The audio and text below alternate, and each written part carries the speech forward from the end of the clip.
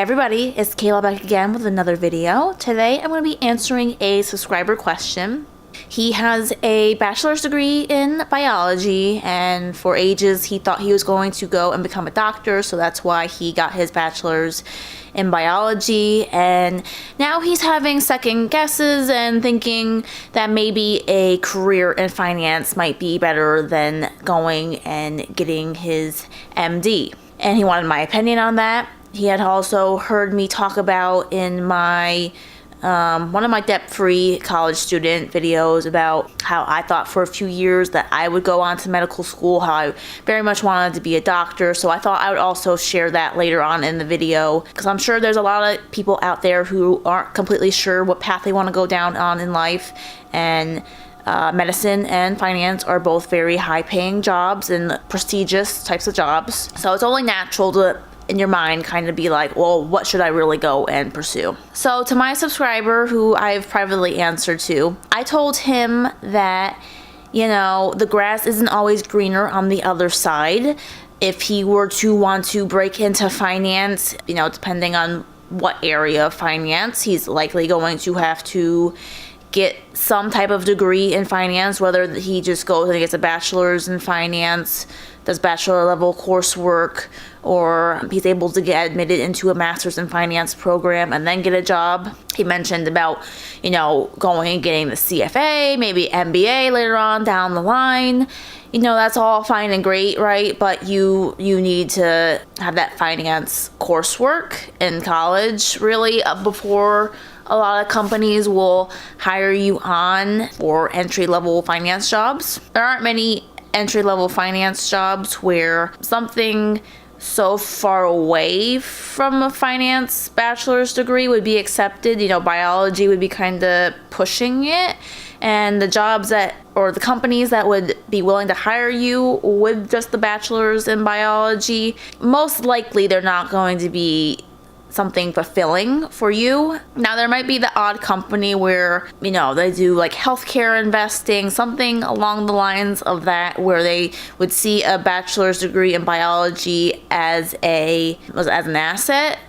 But more times than not, a company will see the bachelor's in biology and be like, you know, that's not really relevant. What are you going to do for us? You know, that's kind of the sentiments. Should you know, completely change direction from biology and medicine and, you know, do a 180 to go into business and finance? If you're in your heart saying that no, you don't want to go to med school, you don't want to become a doctor, and, you know, you have volunteering experiences, you're not only in a hospital setting, but like shadowing and making friends with doctors in private practice, I highly recommend doing that before you completely throw away the 4 years that you spent getting your biology degree to prep for med school. In another 4 years, you could be graduating med school and you could be going through your residency to become a full-fledged doctor. With those same 4 years and applying it to finance, you know, 2 of those could be spent on business and finance coursework at the bachelor's level, or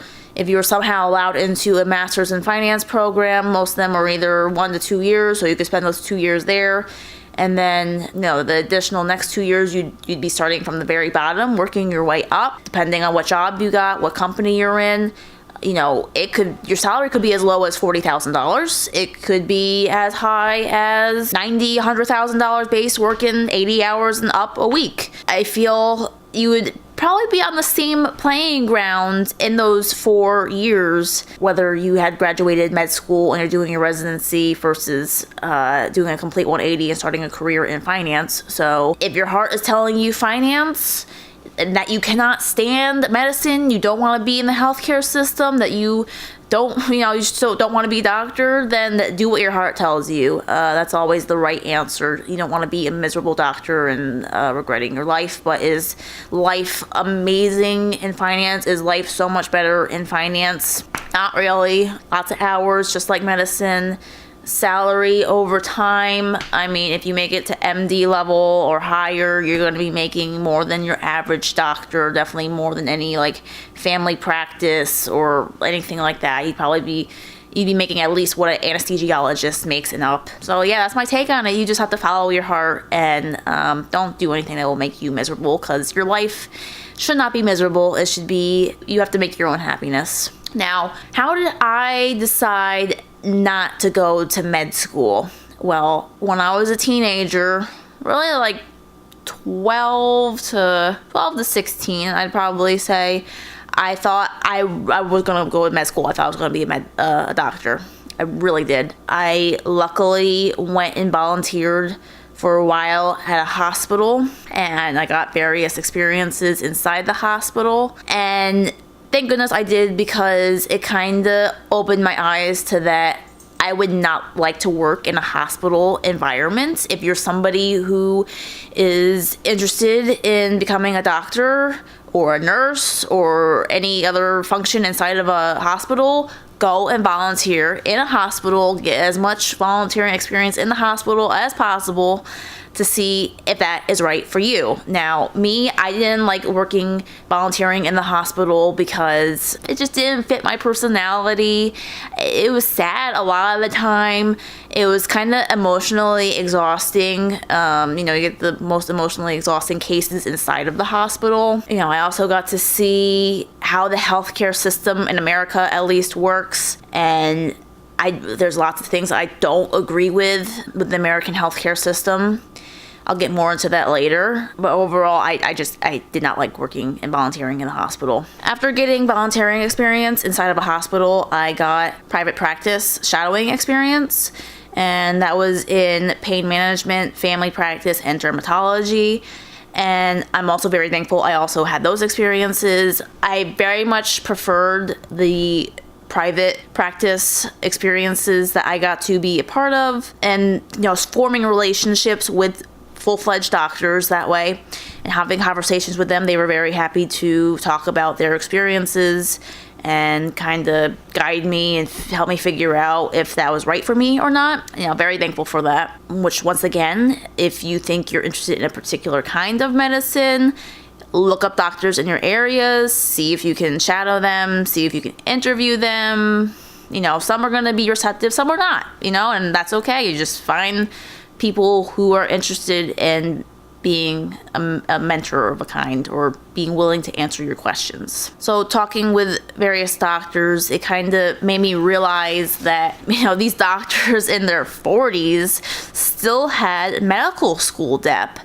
And that blew my mind, because they're making hundreds of thousands of dollars and they still have medical school debt. Part of that could be their mismanagement of money, right? I was a smart enough teenager where I did the math. I knew that I would be getting grants and I could probably get scholarships for undergrad, but it's very rare to get financial assistance and scholarships for med school. And, somebody fitting my profile, I did not think I'd be getting scholarships for med school. So I'd be looking at paying the full price for med school and the cost of living during med school. There was nobody in my family that could help cover any of those costs. It would 100% fall on me. And in my mind, I was like, I'm not comfortable taking on bare minimum $200,000 in student debt.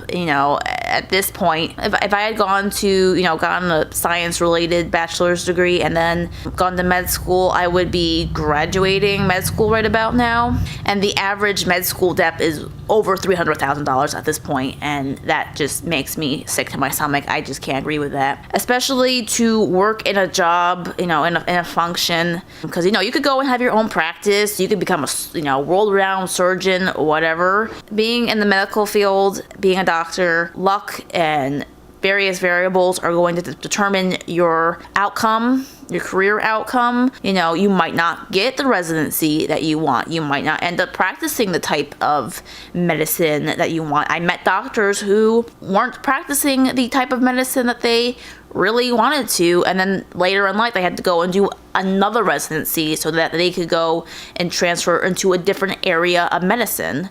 So going to med school isn't a sure shot that you're going to be an anesthesiologist, that you're going to be a dermatologist. You know, if your grades or your networking experience or your luck just isn't good enough, or you aren't placed into those residencies or whatever, you might be a family medicine doctor the rest of your life. And I'm not saying that to, if you absolutely want to become a doctor, go and do that. Like, it's like having a career in finance. You want to be an investment banker, you want to be in venture capital, you want to be in private equity. Like, it's the same grind, the same networking, making sure you have high grades, that you're performing at your absolute best. There's a lot of parallels there. But for me, yeah, it was mostly, I did not want to be in, at bare minimum, $200,000 of debt.